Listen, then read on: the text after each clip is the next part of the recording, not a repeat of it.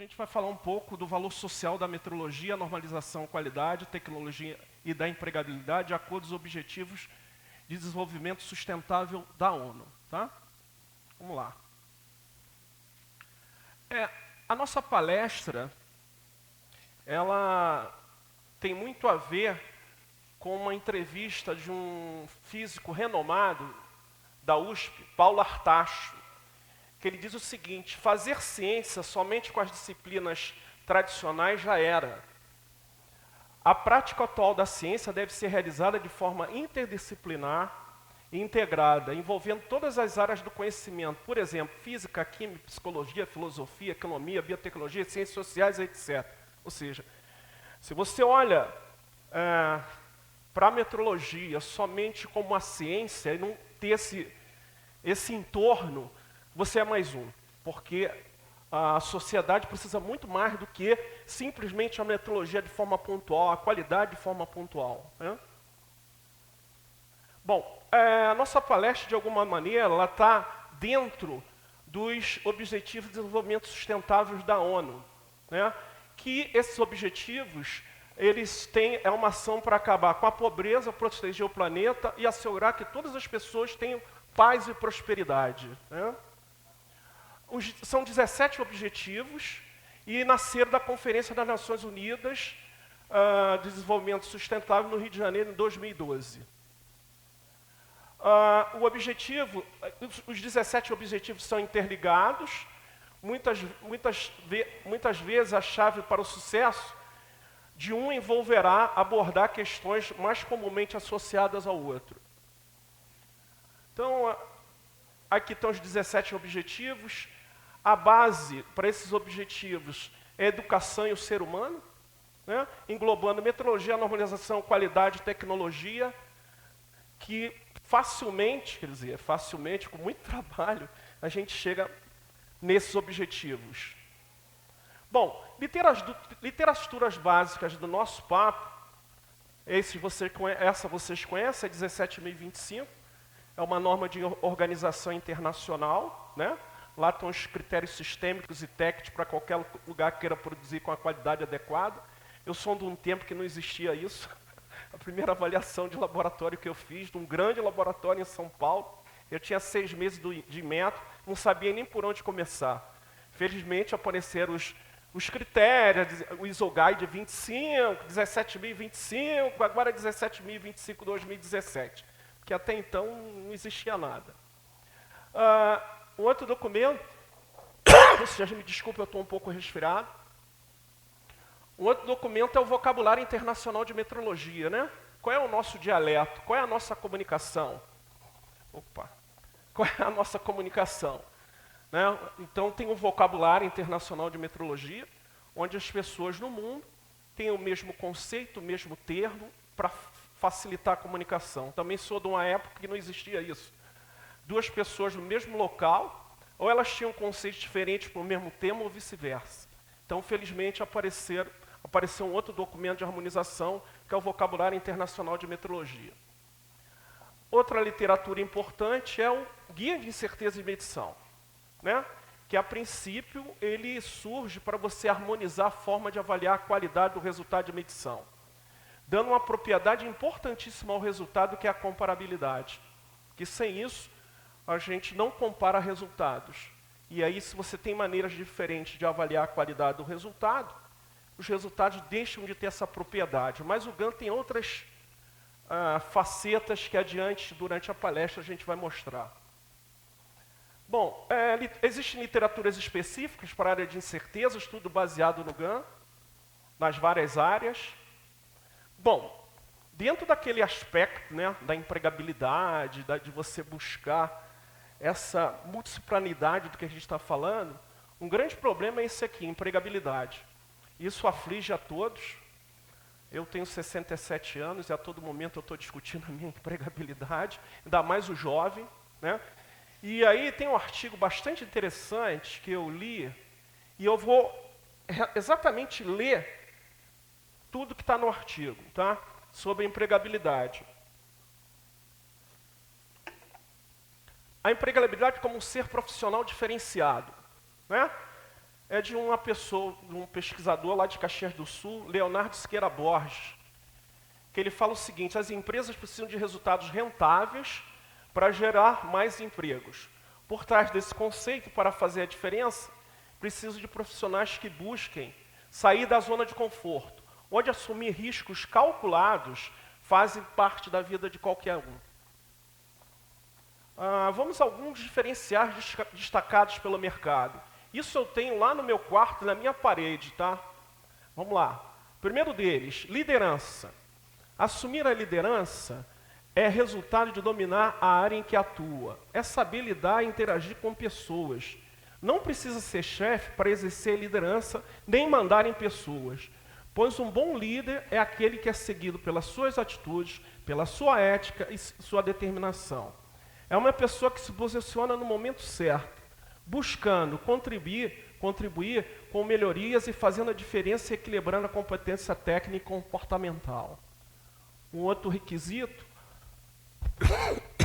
comunicação. A comunicação é uma das mais importantes competências comportamentais.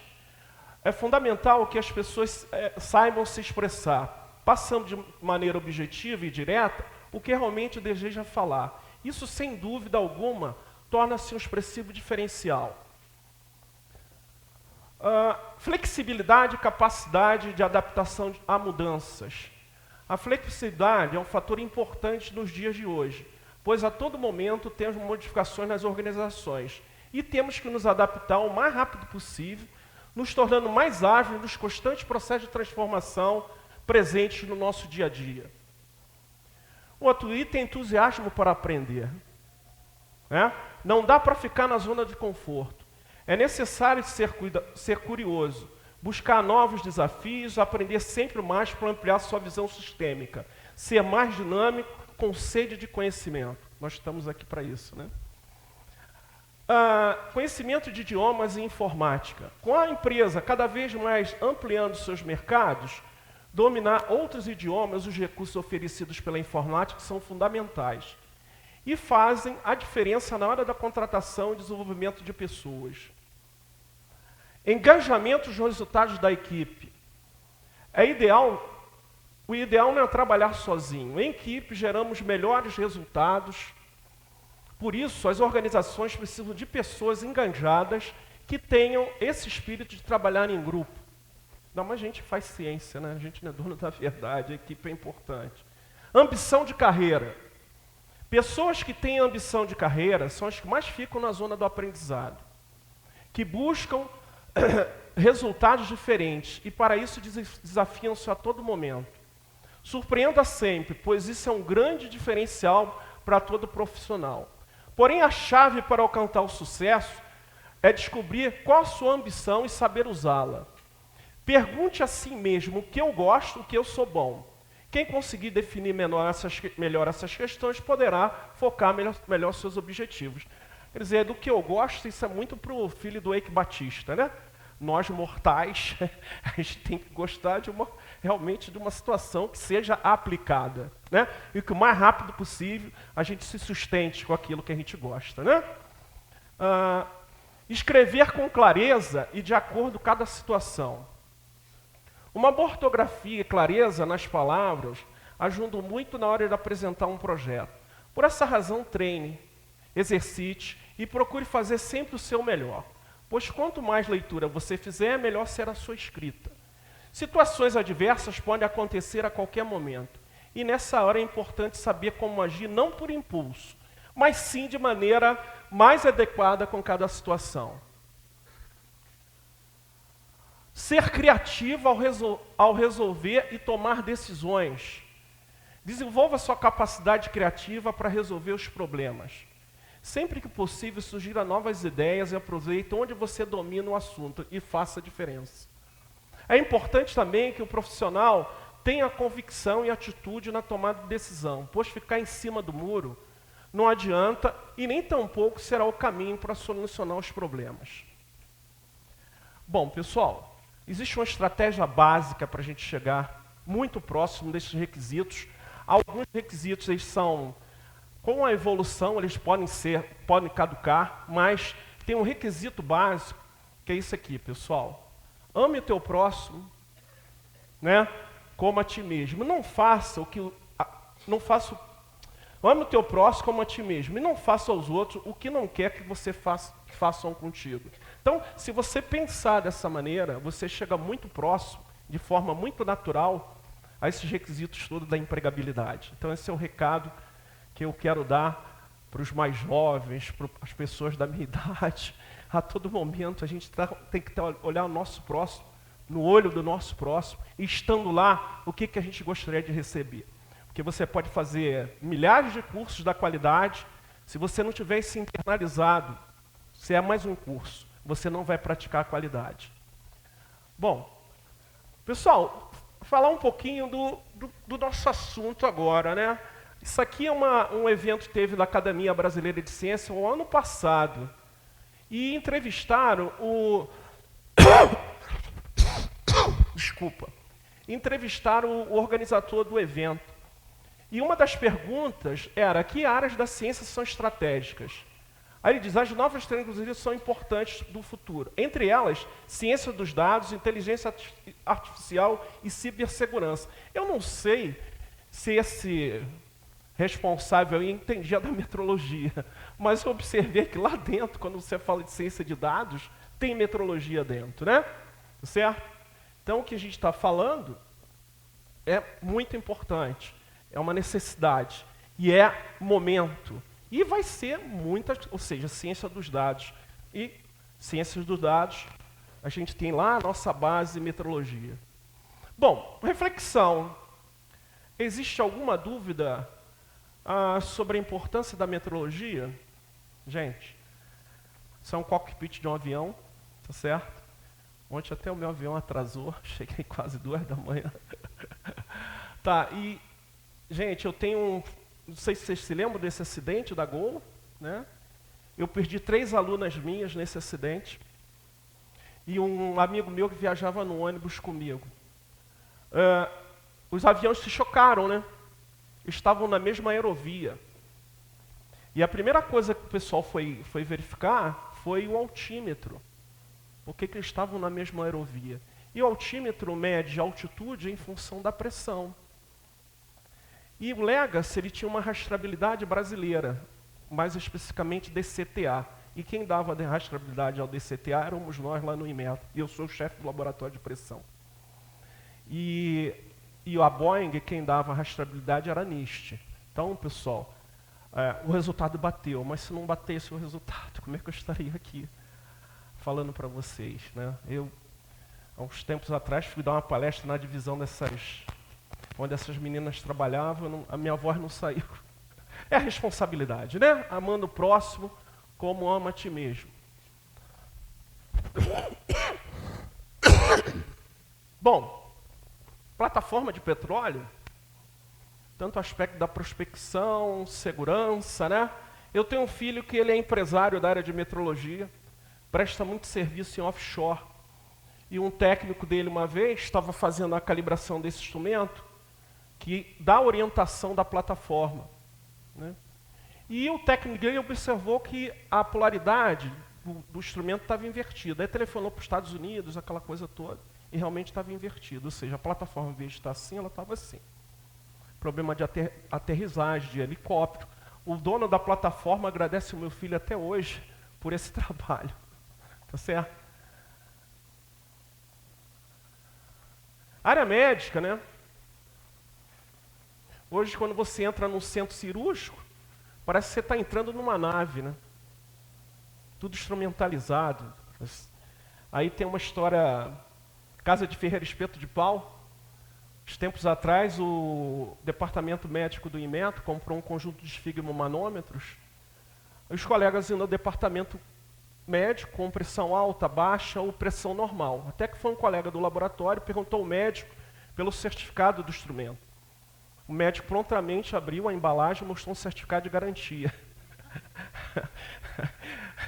Aí o colega, não é esse certificado não. É se o instrumento está adequado à necessidade do seu processo, né? Esses instrumentos erram no máximo em 3 milímetros de Hg, 5 milibar. Aí foram os instrumentos para lá. Na época não era regulamentado, agora é regulamentado. E os instrumentos estavam andando em 7, em 8. Então, o que a gente está mexendo, pessoal, é muito sério. Depois a gente vai falar um pouco mais sobre isso. Pessoal, alimentos. Agora não é mais, não. Antigamente usava-se um bactericida no frango, por exemplo. São nitrofuranos, né? São cancerígenos. E na época tinha um ministro, o Furlan, que era da Sadia, ele foi ministro do Indústria e Comércio, e aí a gente começou a ser cobrado muito a avaliação, porque o Brasil exporta muito frango para a China, né? Sobre a qualidade, esse teor de nitrofurano. Claro que isso já foi extinto, mas se o frango não estivesse de acordo, os frangos iriam voltar, nós iríamos nadar em frangos, né? Certo? Então, isso aí acho que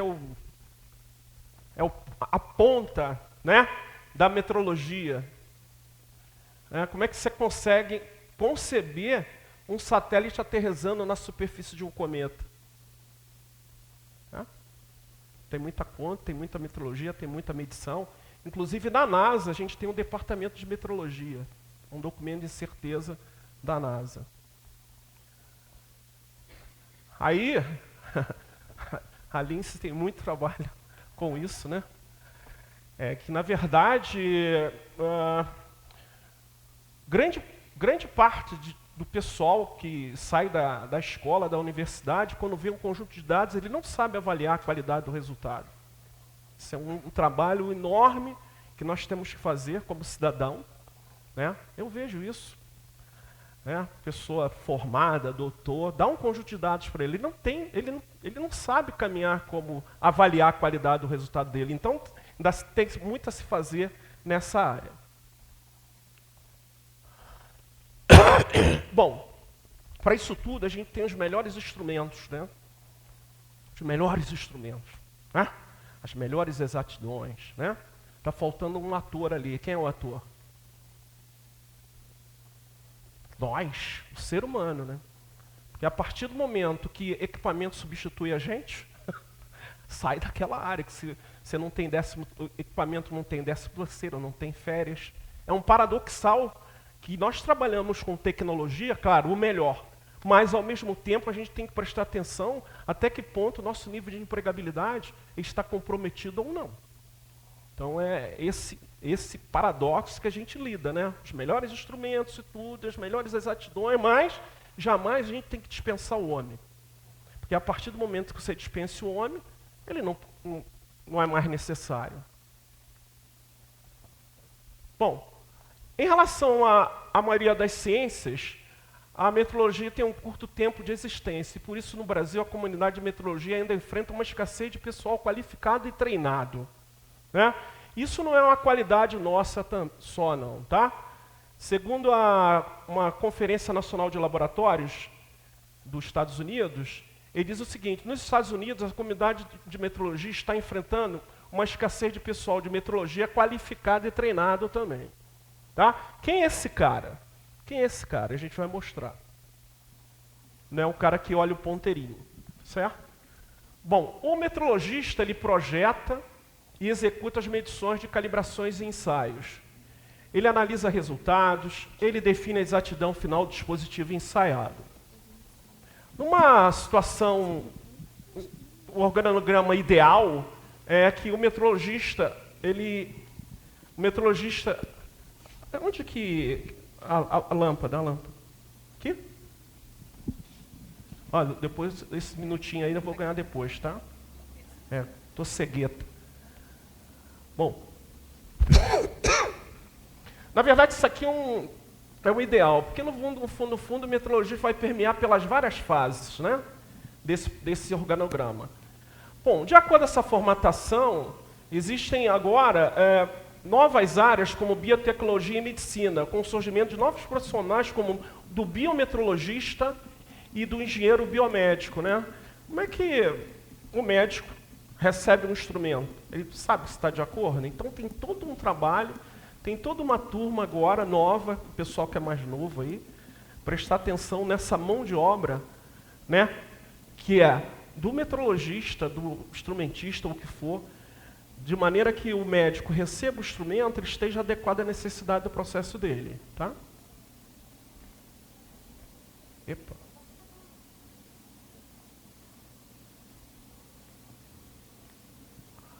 Bom, as carreiras de metrologia, tem a metrologia científica, organização e desenvolvimento de padrões de medição e sua manutenção no nível mais alto de exatidão. A metrologia industrial, funcionamento adequado dos instrumentos de medição utilizados na indústria, bem como nos processos de produção e ensaio. E a metrologia legal, que trata da metrologia de caráter compulsório. Bom, o fundamento básico do metrologista, o primeiro deles é esse aqui, ó, Lord Kelvin, né? É meio John Lennon, tá? Tá certo? Sempre afirmo que se puder medir aquilo que estiver falando e conseguir expressá-lo em números, você conhece alguma coisa sobre o assunto. Mas quando você não pode expressá-lo em números, seu conhecimento é pobre e insatisfatório. O que é isso, gente?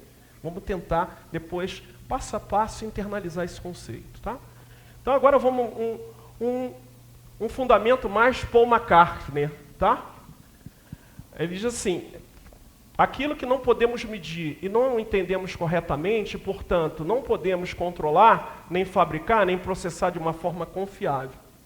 Mas agora, mais do que nunca, se requerem medidas precisas, confiáveis, para impulsionar a inovação e o conhecimento econômico em nossa economia baseada no conhecimento, tá? Então tem um mais filosófico, John Lennon, e o mais contundente, né? Paul McCartney. Eu costumo... Vamos lá. Bom, quem é esse cara? Quem é esse cara que pratica Lord Kelvin? O sujeito vai fazer uma medição. Primeiro, qual é a fundamentação da medição? Segundo, se tem norma, livro, qual é a simbologia das variáveis? A gente não está chamando laranja de banana, banana de goiaba, né? Qual é a dimensional dos cálculos realizados? Ah, isso aqui é pressão mesmo? Qual é a dimensional? Isso em norma, tem tanto erro, gente, nisso aí. E se você fizer isso, você não está praticando Lord Kelvin, tá? Avaliação das incertezas, né, com a avaliação de todos os cálculos. Elaboração de balanço de incerteza com dois objetivos principais. Exatidão da medição de todas as variáveis do que o processo depende, estão compatíveis com o seu limite de especificação tolerância. A identificação por ordem de prioridade das variáveis que devem melhorar sua exatidão em função de uma eventual necessidade de modificação do limite de especificação tolerância do processo. E um outro seria a adequação dos certificados de calibração que você está utilizando. Eu tenho casos desse estudo, depois se vocês quiserem, aplicado a uma norma desde lá do início, tá? Mas por causa do tempo eu tirei. Bom, vamos falar um pouco da economia e metrologia. Isso é um artigo de um diretor do Inmetro inglês, que ele pergunta o seguinte: pode uma economia sobreviver sem um sistema de medição? Eu vou mostrar para vocês que não consegue sobreviver. Aqui tem um artigo bastante interessante de dois engenheiros da Petrobras, que ele fala que a medição é a caixa registradora da companhia, que aumenta a exatidão e exigência a cada passo que se aproxima dos pontos de entrega, onde a diferença de 0,01% são discutidas. Economias e negócios.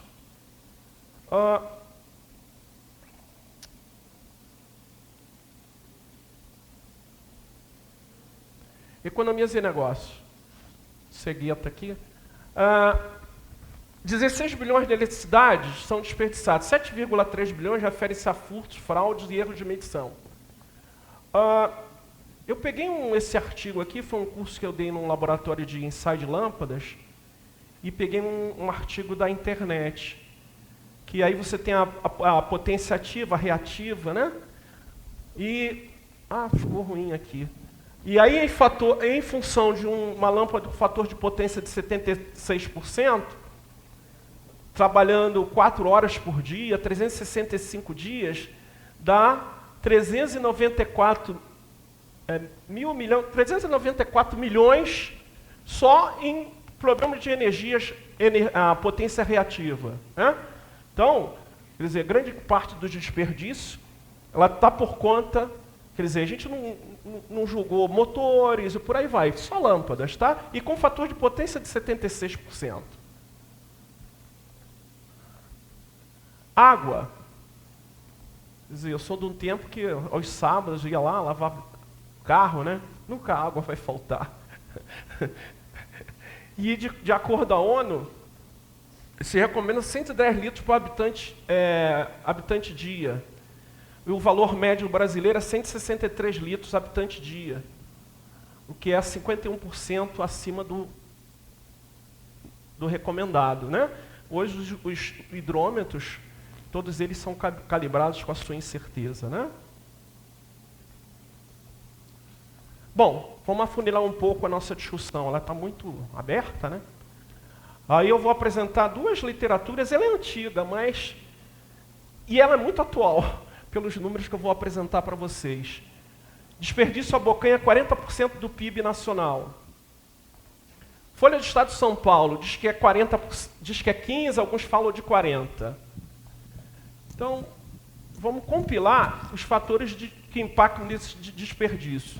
Isso é um artigo que eu li de um antigo colunista do Jornal do Brasil, que ele dizia que o desperdício era em torno de 11% do PIB. Tá? E esses fatores estavam por conta de erros, defeitos de produção, tempo perdido no retrabalho e outras formas. Afunilando mais a nossa discussão, a pergunta é a seguinte: quais foram os fatores meteorológicos que impactam nesse desperdício? Então vamos a cada um deles. Primeiro, erro de medição na qualidade do produto. Segundo, instrumentação inadequada ao processo de medição. Terceiro, incerteza de medição. E um quarto, tolerância do processo. Então vamos a cada um deles. Erro e produto. Cilindros de 50 litros. Esse cilindro tem 50 litros. Comercialização do gás, né? Gás nitrogênio, oxigênio. Acetileno não vale essa discussão. Mas oxigênio, nitrogênio, vale a discussão PVT Polvotor, né? Em função de pressão, temperatura e volume, você comercializa o gás.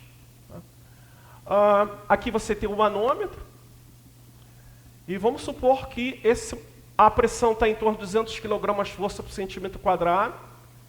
E vamos supor que você tem um erro de medição de 2%.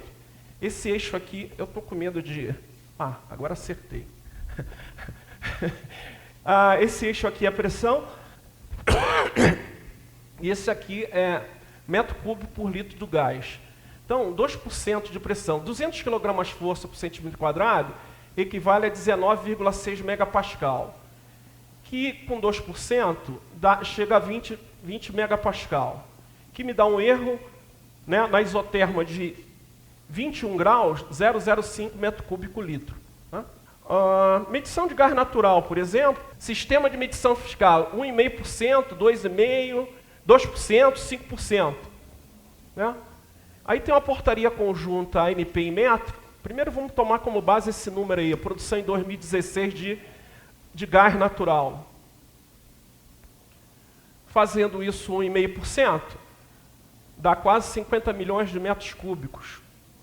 Aí a gente vai pelo consumo das regiões. Por exemplo, região centro-oeste, só essa incerteza aí, que eu não sei se é incerteza, dá quase 2 meses de consumo da região centro-oeste. Região centro-oeste. Okay? Pode uma economia sobreviver sem um sistema de medição? Jamais, né? Bom, então, tá lá o nosso laboratório, né?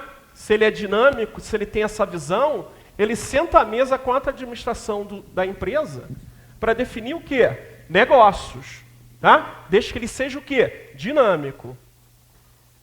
Tolerância da norma. Área farmacêutica. Em geral, os produtos farmacêuticos devem conter de 90% a 110% do princípio ativo declarado no rótulo. Quer dizer, conversando com uma amiga minha farmacêutica, ela disse que esses 10% para efeito terapêutico é complicado. Mas vamos no número. Aí eu pego essa notícia aqui do lado do Ministério da Saúde. Losartana. 3 bilhões de comprimidos, né? Tá certo? Losartana, com princípio ativo de 50 miligramas, dá 10% de 50 miligramas, dá 5 miligramas por comprimido. Então eu pego aquele número lá de comprimidos, né, dá esse montão de miligrama. Tá certo? Só nos 10%. Vamos fazer comprimidos de 50 miligramas, dá esses milhões de comprimidos. Vamos fazer caixas de 30 comprimidos, dá isso aí, pessoal. Metrologia, dá isso metrologia, né? Como nós. Bom, então, a definição da tolerância de uma norma não é dos caciques se reunindo em volta da mesa e dizendo qual é o número bom da norma. Né? Isso tem que vir de uma competência laboratorial instalada. Né? A grande maioria dos números da norma vem dos caciques. Eu acho que o número bom é esse, mas qual é o fundamento metrológico? Qual é a evidência metrológica daquele número? Isso não existe. Eu pego muito pessoal por aí. Tá certo? Qualidade de vida. A gente já falou um pouquinho. Esse é um artigo que eu peguei do Davi Pereira, que ele diz assim: foram registrados 722.474 acidentes, dos quais 72 resultaram em óbitos. Eu acho isso muito pouco. Por quê? Porque é muito pouco. Com exceção apenas dos termômetros clínicos de mercúrio e vidro, e do esfigmanômetro mecânico, eletrônico, que possuem regulamentação do Inmetro, e também equipamentos da área de radiação ionizante, são regulamentados. Eu pergunto, e o pulmão mecânico? Neonatal, adulto? Né? O que está acontecendo com isso? Então, aquele 72 lá é muito mais, né, em função dessa total falta de harmonização. Um trabalho que eu estou começando agora, que é de análises clínicas, de maneira que o médico receba, tá, o resultado da medição. Você está com glicose, 99,6 de glicose. Mas com que incerteza? Qual é a probabilidade daquele resultado de você estar diabético? Isso aí vai muito de encontro à norma ISO 17025-2017, que fala da declaração de conformidade. Né? Bom, a metrologia como uma barreira comercial. Não dá para pensar na qualidade olhando o próprio ciclo da ISO 9000, aquisição, controle de matéria-prima, controle de processos, características do produto final, né? Sem olhar a metrologia.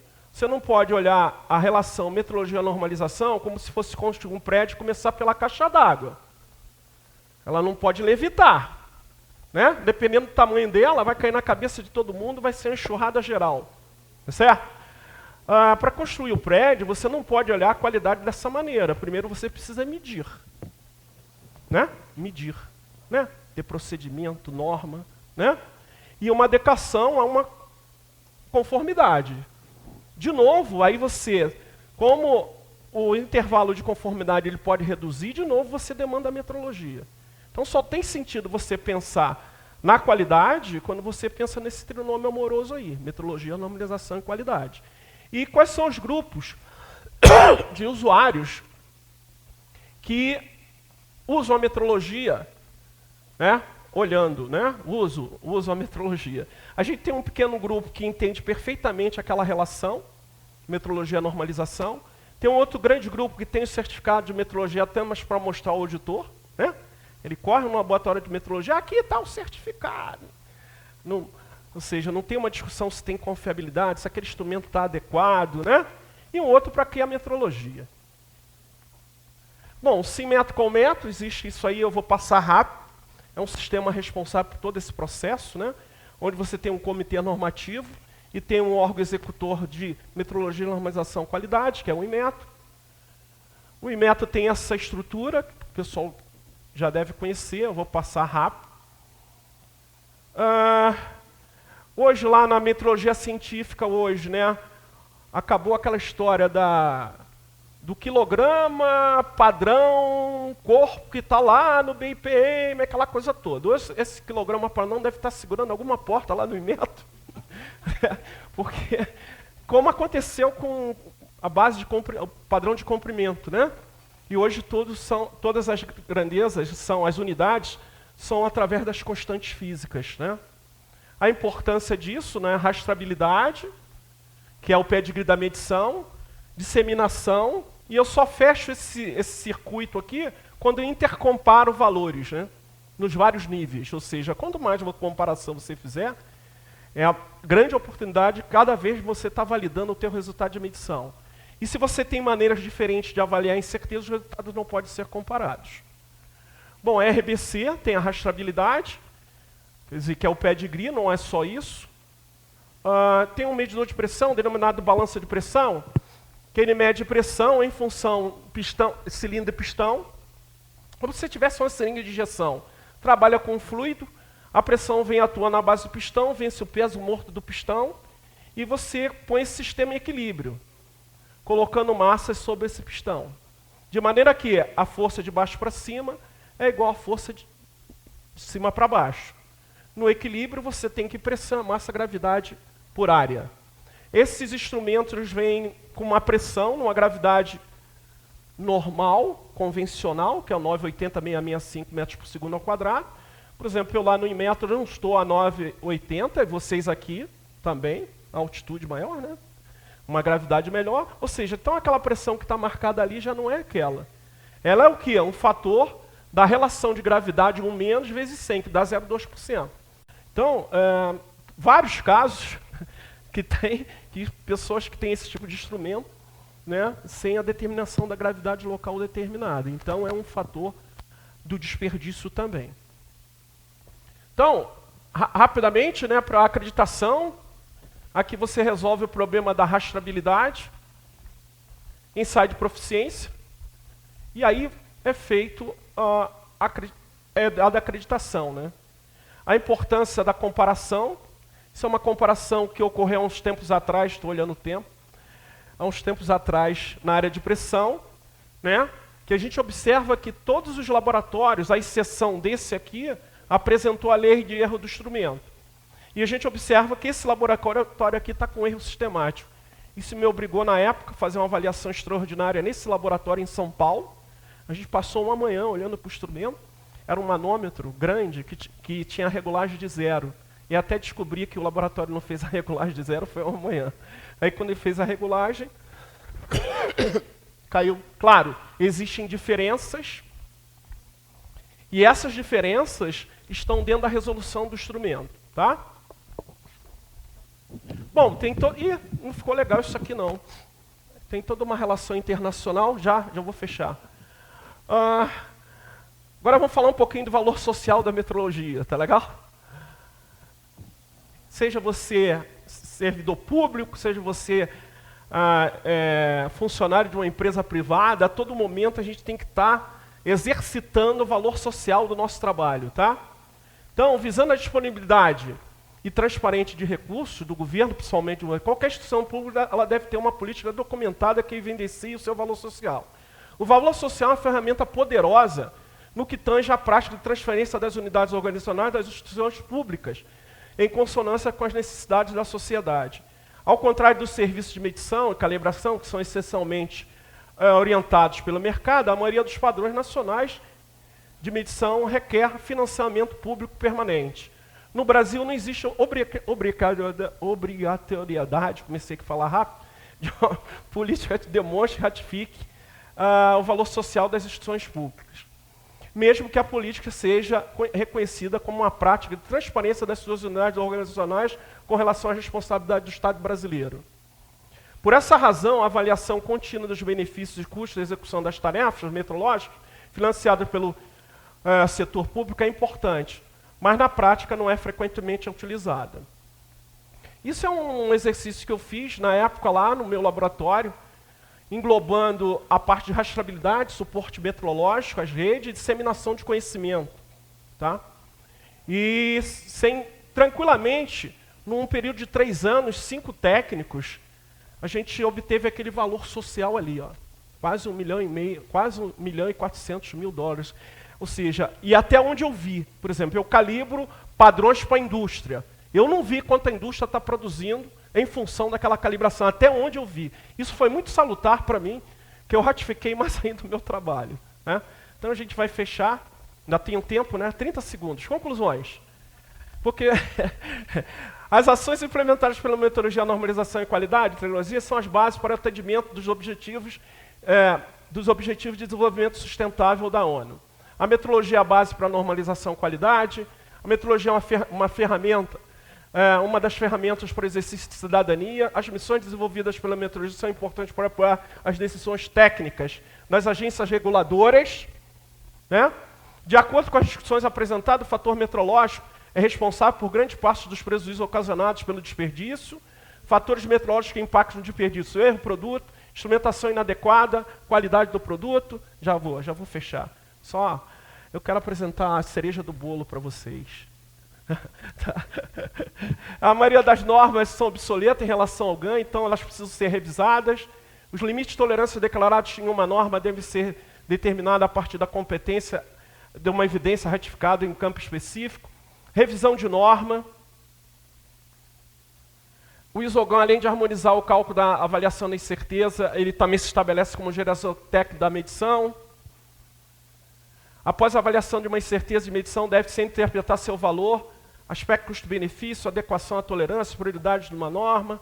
Somente a rastreabilidade de uma medição não garante a confiabilidade. Já vou fechar já.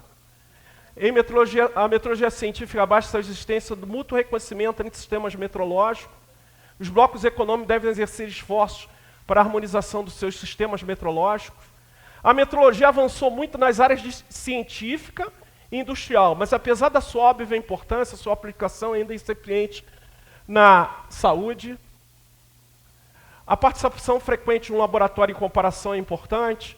O laboratório nacional é uma unidade importante para uma economia de um país seja desenvolvida, desenvolvimento. Formação profissional alinhada aos diferenciais de empregabilidade e com os conceitos de metrologia e normalização certamente são as bases para a implantação da ciência e tecnologia. Foram justificados recursos financeiros para a implantação da metrologia. Todas as instituições públicas devem ter como política a contabilização dos seus valores sociais. Se alguém vai fazer a diferença na sua vida, é você mesmo. Não dê essa oportunidade para os outros, tome essa rédea de sua carreira. Inclusive, sugiro que crie um mapa de oportunidades para inicialmente despertar interesse. Mesmo sabendo que sorte e oportunidade só acontece para quem está preparado, esse mapa deve conter em curto, médio e longo prazo as ideias de onde você está, onde você quer chegar. Uma vez que isso for definido, gera ações para atingir metas e prazos. Um laboratório de metrologia dinâmica é uma célula importante e vital para qualquer indústria que queira produzir com a qualidade adequada. O laboratório que age dessa forma, certamente, torna-se uma unidade muito poderosa na tomada de decisão dos negócios da empresa. Teorema das incertezas, né? Sempre há o que aprender, ouvindo e vivendo, sobretudo trabalhando, mas só aprende quem dispõe a rever suas certezas. E agora, a cereja do bolo, né? A qualidade através de um sarau metrológico, né?